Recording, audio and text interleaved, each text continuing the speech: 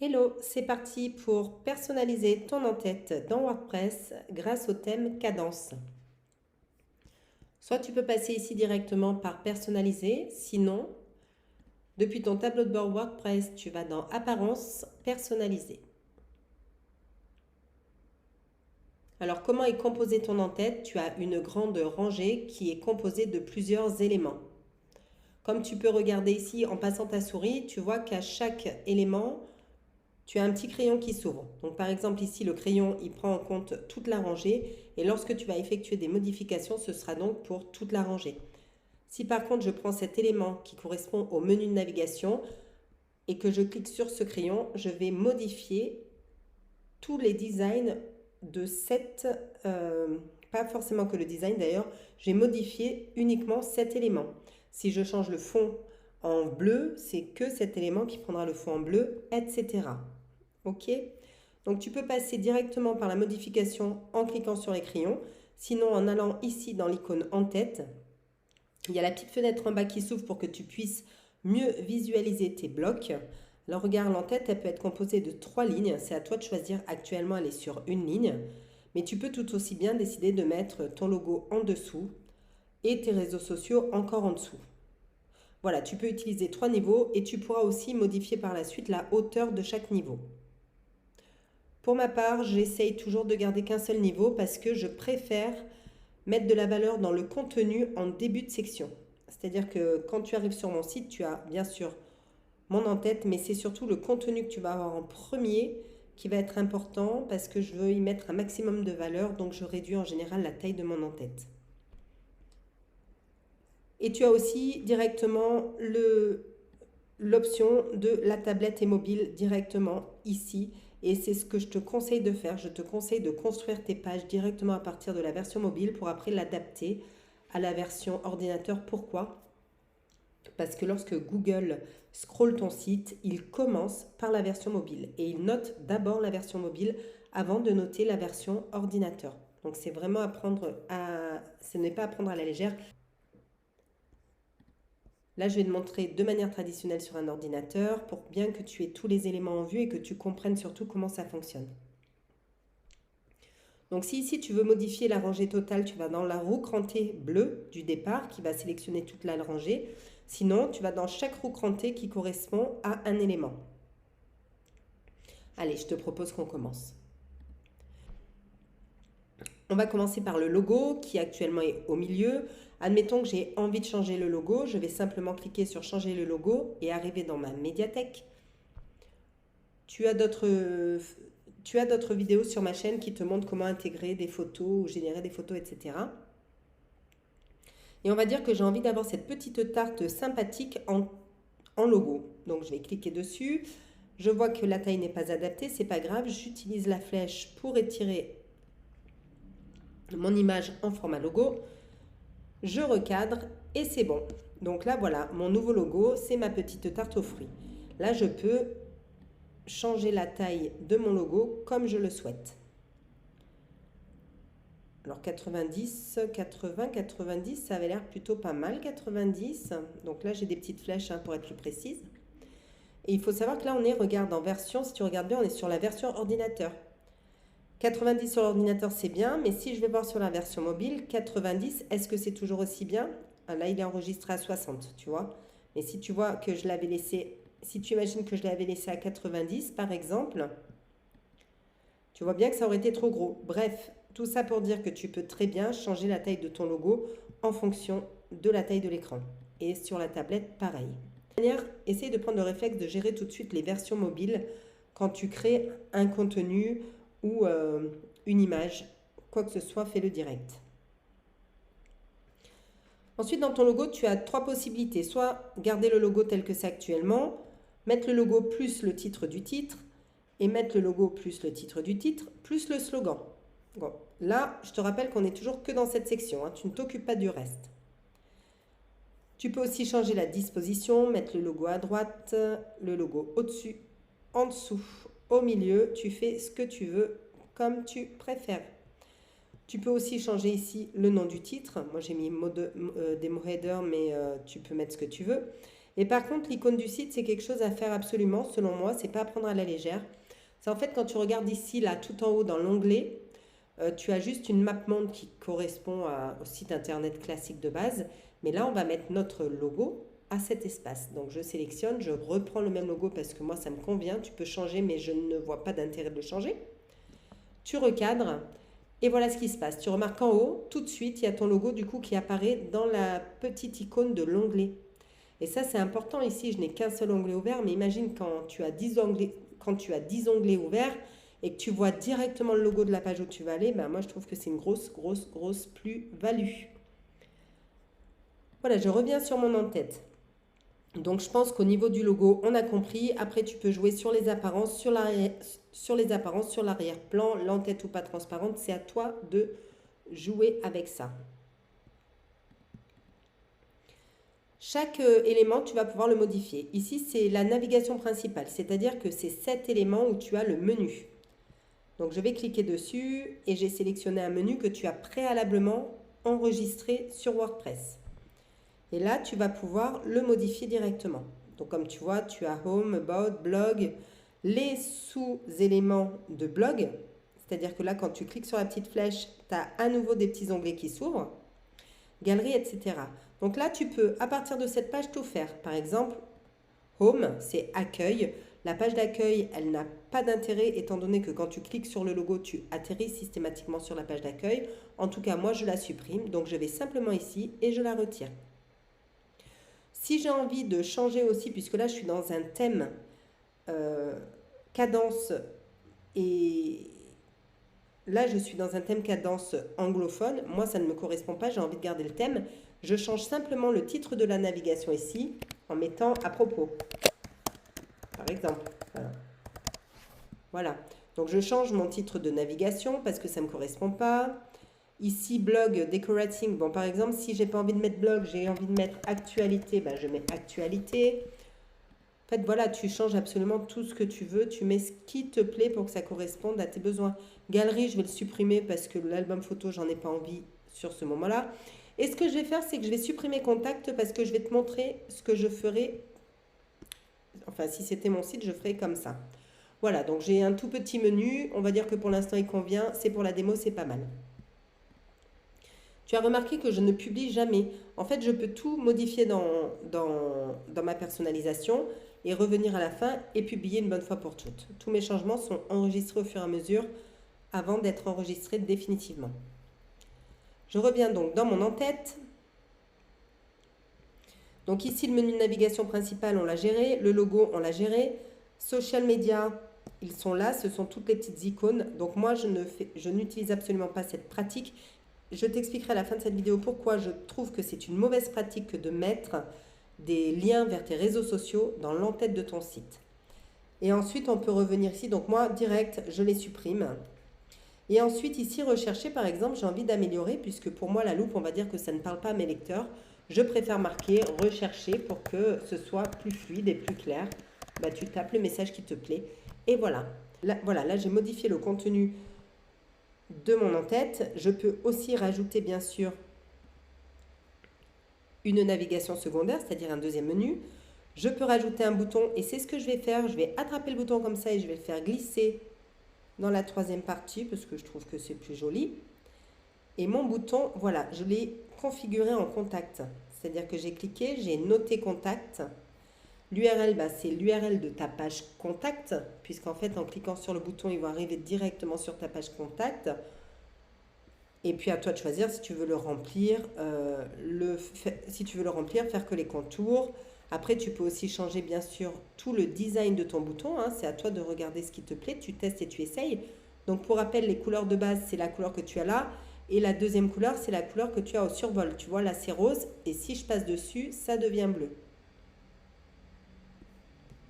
De toute manière, s'il y a quelque chose qui n'était pas clair pour toi, n'hésite pas à me laisser un petit message en dessous de cette vidéo et c'est avec plaisir que je reviendrai dessus.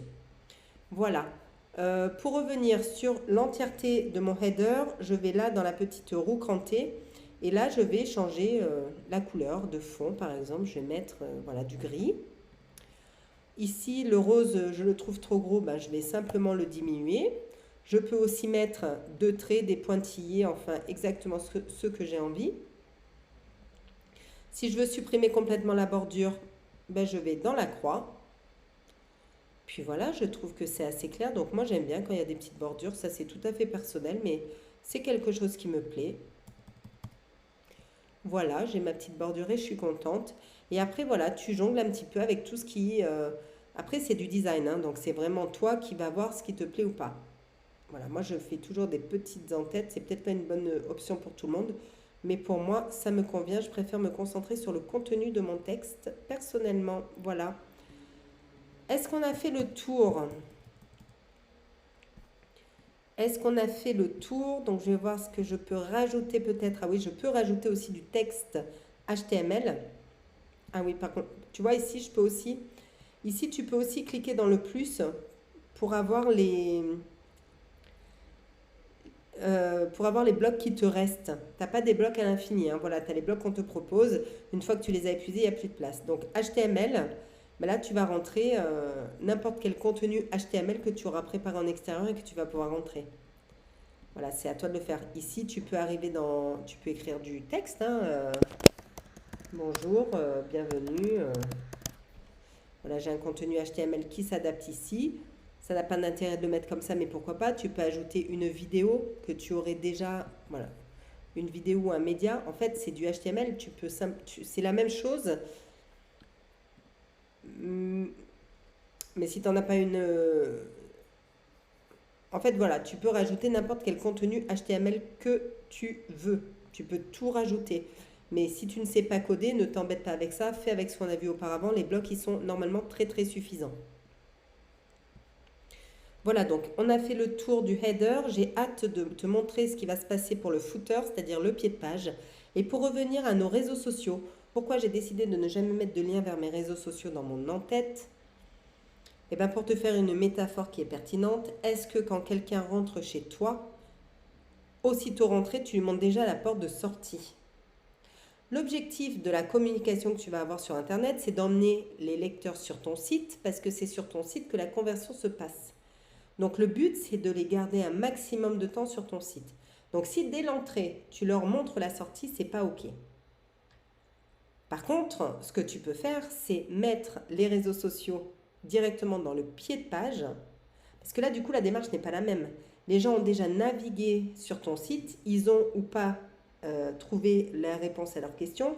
Mais quoi qu'il en soit, à la fin, tu leur donnes une dernière ouverture. Comme ça, si jamais ils n'ont pas accroché ou s'ils n'ont pas validé leur action, à ce moment-là, ils ont encore une porte de sortie où ils se disent « Ah bah tiens, je pars pas complètement, je me connecte aux réseaux sociaux. » Et là, tu les tiens un peu en haleine. Voilà pourquoi je ne mets jamais de lien vers les réseaux sociaux dans mon en-tête.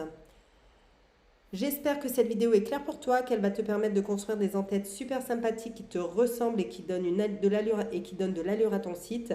Si tu as des idées, des questions, des besoins, surtout pose-les-moi. Moi, je me régale à faire des petites vidéos pour toi. Je t'invite à t'abonner à la chaîne À toi de briller, à rester en contact. Tu me retrouves aussi sur Instagram ou sur le site internet atoidebriller.com. Et je te dis à très très vite pour de nouvelles aventures. À très bientôt. Hello, c'est parti pour personnaliser ton en-tête dans WordPress grâce au thème Cadence. Soit tu peux passer ici directement par personnaliser, sinon, depuis ton tableau de bord WordPress, tu vas dans Apparence, personnaliser. Alors, comment est composé ton en-tête? Tu as une grande rangée qui est composée de plusieurs éléments. Comme tu peux regarder ici en passant ta souris, tu vois qu'à chaque élément, tu as un petit crayon qui s'ouvre. Donc par exemple ici, le crayon, il prend en compte toute la rangée. Et lorsque tu vas effectuer des modifications, ce sera donc pour toute la rangée. Si par contre, je prends cet élément qui correspond au menu de navigation et que je clique sur ce crayon, je vais modifier tous les designs de cette... pas forcément que le design d'ailleurs, j'ai modifié uniquement cet élément. Si je change le fond en bleu, c'est que cet élément qui prendra le fond en bleu, etc. OK? Donc tu peux passer directement par la modification en cliquant sur les crayons. Sinon, en allant ici dans l'icône en tête, il y a la petite fenêtre en bas qui s'ouvre pour que tu puisses mieux visualiser tes blocs. Alors regarde, l'entête, elle peut être composée de 3 lignes. C'est à toi de choisir. Actuellement, elle est sur une ligne. Mais tu peux tout aussi bien décider de mettre ton logo en dessous et tes réseaux sociaux encore en dessous.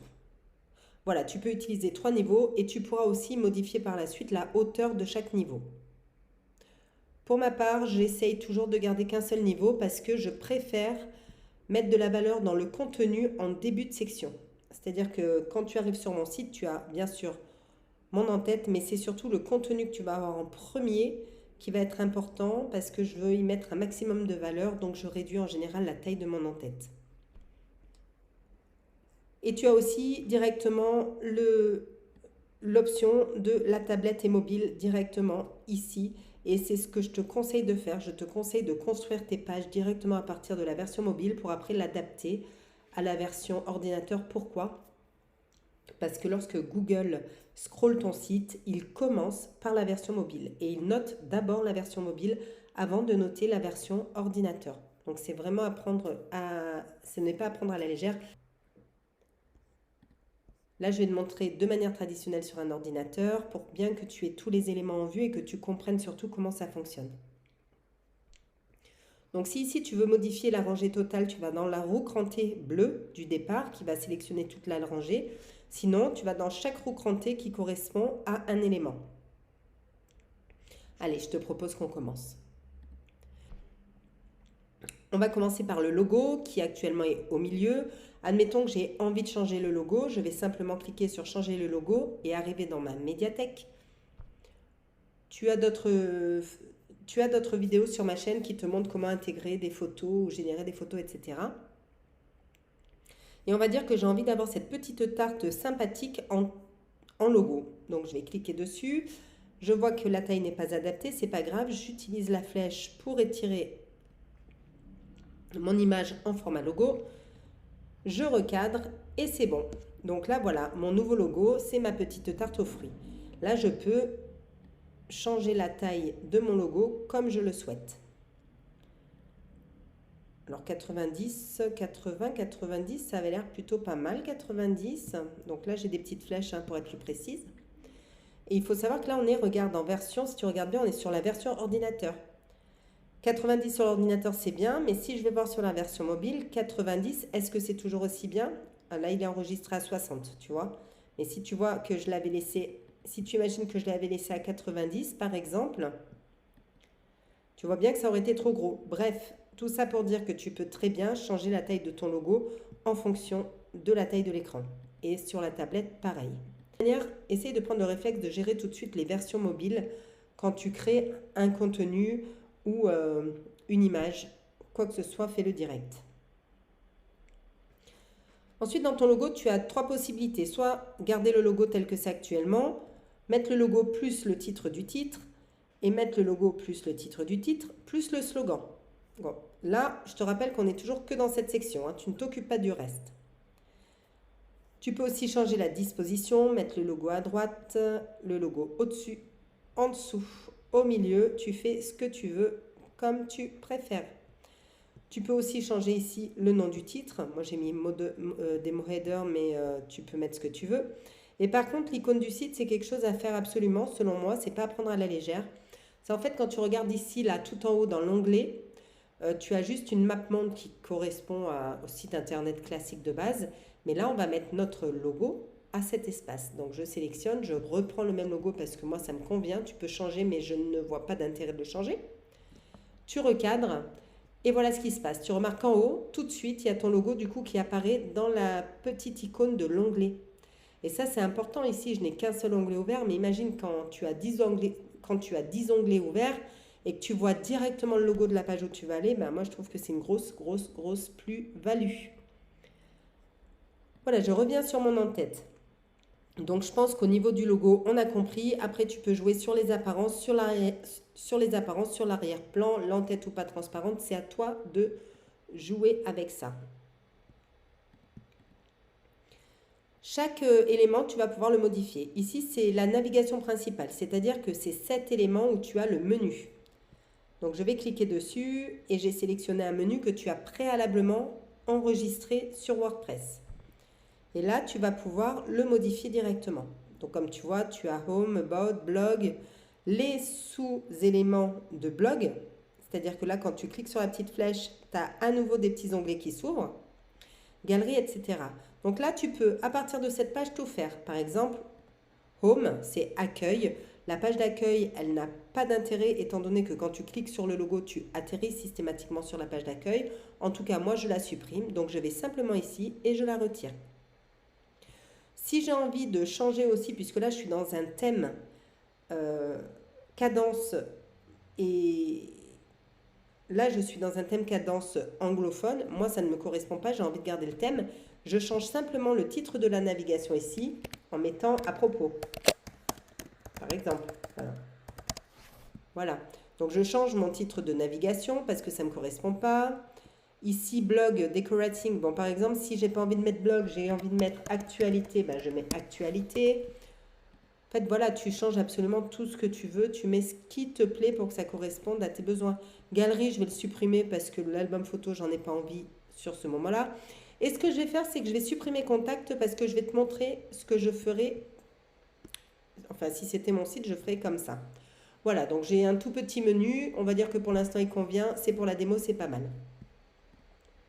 Tu as remarqué que je ne publie jamais. En fait, je peux tout modifier dans ma personnalisation et revenir à la fin et publier une bonne fois pour toutes. Tous mes changements sont enregistrés au fur et à mesure avant d'être enregistrés définitivement. Je reviens donc dans mon en-tête. Donc ici, le menu de navigation principal, on l'a géré. Le logo, on l'a géré. Social media, ils sont là. Ce sont toutes les petites icônes. Donc moi, je n'utilise absolument pas cette pratique. Je t'expliquerai à la fin de cette vidéo pourquoi je trouve que c'est une mauvaise pratique que de mettre des liens vers tes réseaux sociaux dans l'entête de ton site. Et ensuite, on peut revenir ici. Donc moi, direct, je les supprime. Et ensuite, ici, rechercher, par exemple, j'ai envie d'améliorer, puisque pour moi, la loupe, on va dire que ça ne parle pas à mes lecteurs. Je préfère marquer rechercher pour que ce soit plus fluide et plus clair. Bah, tu tapes le message qui te plaît. Et voilà.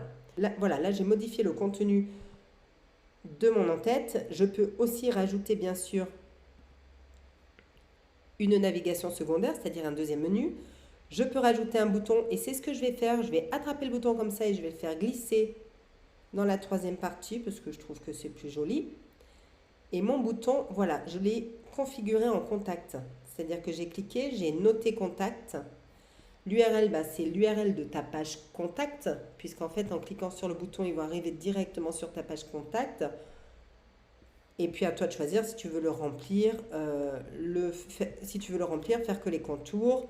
Après, tu peux aussi changer, bien sûr, tout le design de ton bouton. Hein. C'est à toi de regarder ce qui te plaît. Tu testes et tu essayes. Donc, pour rappel, les couleurs de base, c'est la couleur que tu as là. Et la deuxième couleur, c'est la couleur que tu as au survol. Tu vois, là, c'est rose. Et si je passe dessus, ça devient bleu. De toute manière, s'il y a quelque chose qui n'était pas clair pour toi, n'hésite pas à me laisser un petit message en dessous de cette vidéo. Et c'est avec plaisir que je reviendrai dessus. Voilà. Pour revenir sur l'entièreté de mon header, je vais là dans la petite roue crantée. Et là, je vais changer la couleur de fond. Par exemple, je vais mettre voilà, du gris. Ici, le rose, je le trouve trop gros. Ben, je vais simplement le diminuer. Je peux aussi mettre deux traits, des pointillés, enfin exactement ce que j'ai envie. Si je veux supprimer complètement la bordure, ben, je vais dans la croix. Puis voilà, je trouve que c'est assez clair. Donc moi, j'aime bien quand il y a des petites bordures. Ça, c'est tout à fait personnel, mais c'est quelque chose qui me plaît. Voilà, j'ai ma petite bordure et je suis contente. Et après, voilà, tu jongles un petit peu avec tout ce qui... Après, c'est du design, hein, donc c'est vraiment toi qui vas voir ce qui te plaît ou pas. Voilà, moi, je fais toujours des petites en-têtes. C'est peut-être pas une bonne option pour tout le monde, mais pour moi, ça me convient. Je préfère me concentrer sur le contenu de mon texte, personnellement. Voilà. Est-ce qu'on a fait le tour? Est-ce qu'on a fait le tour? Donc, je vais voir ce que je peux rajouter peut-être. Ah oui, je peux rajouter aussi du texte HTML. Ah oui, par contre, tu vois, ici, je peux aussi... Ici, tu peux aussi cliquer dans le plus pour avoir les blocs qui te restent. Tu n'as pas des blocs à l'infini. Hein. Voilà, tu as les blocs qu'on te propose. Une fois que tu les as épuisés, il n'y a plus de place. Donc, HTML, ben là, tu vas rentrer n'importe quel contenu HTML que tu auras préparé en extérieur et que tu vas pouvoir rentrer. Voilà, c'est à toi de le faire. Ici, tu peux tu peux écrire du texte, hein, bonjour, bienvenue. Voilà, j'ai un contenu HTML qui s'adapte ici. Ça n'a pas d'intérêt de le mettre comme ça, mais pourquoi pas. Tu peux ajouter une vidéo que tu aurais déjà, voilà, une vidéo ou un média. En fait, c'est du HTML. C'est la même chose. Mais si tu n'en as pas une... En fait, voilà, tu peux rajouter n'importe quel contenu HTML que tu veux. Tu peux tout rajouter. Mais si tu ne sais pas coder, ne t'embête pas avec ça. Fais avec ce qu'on a vu auparavant. Les blocs, ils sont normalement très très suffisants. Voilà, donc on a fait le tour du header. J'ai hâte de te montrer ce qui va se passer pour le footer, c'est-à-dire le pied de page. Et pour revenir à nos réseaux sociaux, pourquoi j'ai décidé de ne jamais mettre de lien vers mes réseaux sociaux dans mon en-tête? Eh bien, pour te faire une métaphore qui est pertinente, est-ce que quand quelqu'un rentre chez toi, aussitôt rentré, tu lui montres déjà la porte de sortie? L'objectif de la communication que tu vas avoir sur Internet, c'est d'emmener les lecteurs sur ton site parce que c'est sur ton site que la conversion se passe. Donc le but, c'est de les garder un maximum de temps sur ton site. Donc si dès l'entrée, tu leur montres la sortie, c'est pas OK. Par contre, ce que tu peux faire, c'est mettre les réseaux sociaux directement dans le pied de page, parce que là, du coup, la démarche n'est pas la même.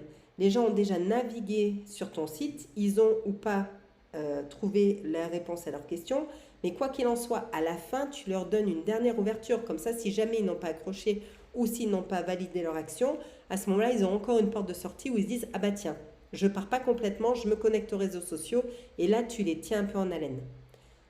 Voilà pourquoi je ne mets jamais de lien vers les réseaux sociaux dans mon en-tête. J'espère que cette vidéo est claire pour toi, qu'elle va te permettre de construire des en-têtes super sympathiques qui te ressemblent et qui donnent de l'allure à ton site. Si tu as des idées, des questions, des besoins, surtout pose-les-moi. Moi, je me régale à faire des petites vidéos pour toi. Je t'invite à t'abonner à la chaîne À toi de briller, à rester en contact. Tu me retrouves aussi sur Instagram ou sur le site internet atoidebriller.com. Et je te dis à très très vite pour de nouvelles aventures. À très bientôt. Et je te dis à très très vite